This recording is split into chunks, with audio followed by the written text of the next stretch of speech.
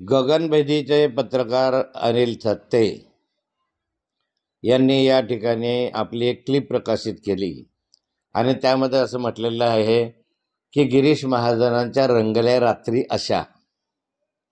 त्यात त्यांनी डिटेल सांगितलेलं आहे की गिरीश महाजनांचे एका महिला IAS अधिकाऱ्याबरोबर संबंध आहे. तिचं नाव मला माहिती आहे, पण ते सांगणं उचित होणार नाही असे त्यांनी म्हटलेलं आहे. आणि त्यांनी हे सांगितलेलं आहे की अमित शहांकडे ज्यावेळेस मंत्रिमंडळाच्या विस्तारासाठी बैठक झाली त्यावेळेस अमित शहांनी गिरीश महाजनांना बोलवून घेतलं होतं आणि त्यांना सांगितलं की या महिला IAS अधिकाऱ्याशी तुझे संबंध आहे. याने सांगितलं होतं की नाही, माझे अनेकांचे संबंध आहे, कामानिमित्त मी बोलतो वगैरे वगैरे.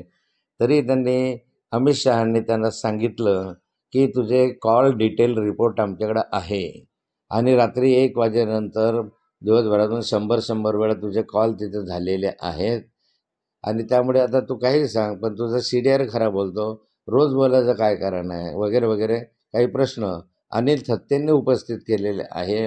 अमित शहांच्या वक्तव्याचा हे देऊन हवाला देऊन मला वाटतं की या संदर्भामध्ये जे CDR आहेत ते 10 वर्षाचे जर गिरीश महाजनांचे तपासले तर खरी वस्तुस्थिती समोर येईल की याच्यामध्ये तथ्य काय आहे.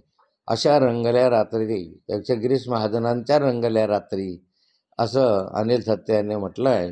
त्यामुळे जर तथ्य आता बाहेर येईल, मी पण अमित शहा साहेबांची भेट झाली तर मी पण त्यांना हे विचारणार आहे की याच्यामध्ये तथ्य किती आहे. मी स्वतः भेटतो बऱ्याचदा अमित शहा साहेबांना, त्यामुळे त्यांना भेटूनही एखाद्या वेळी चर्चेमध्ये विषय निघाला तर मी त्यांना हे विचारेल की असं असं खाली चालू आहे तर नक्की काय आहे. अनिल थत्ते यांनी गिरीश महाजनांच्या संदर्भामध्ये गंभीर आरोप केला की रात्री 1 वाजेनंतर एका IAS अधिकाऱ्यांना त्यांनी 100 वेळा फोन केले. आता ही गिरीश महाजनांचे जे IAS अधिकाऱ्यांची आणि यांची गोष्ट आहे हे सर्वश्रुत आहे, उभ्या महाराष्ट्राला माहिती आहे, आजचं नाही आहे. हे कित्येक वर्षापासून ही चर्चा महाराष्ट्रामध्ये सुरू आहे आणि ते अधिकारी कोण आहे हे सर्वांना श्रुत आहे, मलाही माहिती आहे, सर्वांनाच माहिती आहे. पण एखाद्या अधिकाऱ्याचं नाव घेणं योग्य होणार नाही असं अनिल थत्तेसुद्धा बोललेत. आणि मला वाटतं की असे जे मंत्री आहेत जे IAS अधिकाऱ्यांना फोन करतात असं अनिल थत्तेंचा आरोप आहे. त्यात जर तथ्य असेल त्यांना मंत्रिपदावर आणण्याचा काय अधिकार आहे? नैतिकता आहे की नाही काहीतरी? बायकांना बोलवायचे, बायकांना फोन करायचा असे जर आरोप होत असतील तर ते गंभीर स्वरूपाचे आरोप आहे. आणि त्या संदर्भामध्ये सगळ्यांना माहिती आहे, नावं अनेकांची माहिती आहे. या IAS अधिकाऱ्याचं नाव तर आजचं नाही आहे, गेल्या अनेक वर्षापासून जुळलेलं आहे. अशी चर्चा सर्वत्र महाराष्ट्रामध्ये आहे. जो है एक घर से बहुत पोस्टेशन में है, उनकी लड़की 2 बार गिर चुकी है, उनको मतदार संघ में कोई आधार नहीं रहा है, जनाधार उनको नहीं है, इसलिए पोस्टेशन में है. मैं तीसरी बार मंत्री बना हूँ, मेरा उनका संबंध, मेरा उनका प्यार सभी महाराष्ट्र सभी को पता है, सभी लोगों को पता है.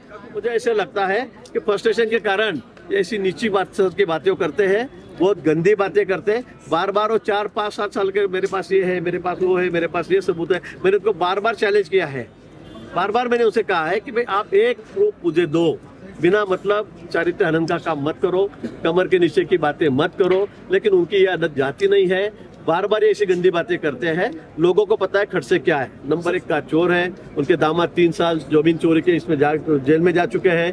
अभी भी उनकी केस आपको पता है ईडी के पास भी है, कोर्ट में भी है. अभी मैं साबित करके बताऊंगा कि खड़से क्या है. सर उन्होंने उनका मतलब मेरे ऊपर कोई आरोप नहीं कर सकते. मैंने कोई गलत काम आज तक किया नहीं है, ना आर्थिक व्यवहार किया है, इसलिए फ्रस्ट्रेशन में गए. उनको ऐसे लगता है कि मैं अब इसका क्या करूँ और क्या नहीं. मेरी पार्टी ने मुझे तीसरी बार मंत्री बनाया है, अच्छा काम कर रहा हूँ मैं राज्य में, इसलिए उनको बहुत बुरा लग रहा है. और इसी को लेकर वो कोई ना कोई ऐसी बात, गंदी बात बार बार करते हैं. आज पहली बार नहीं किया है.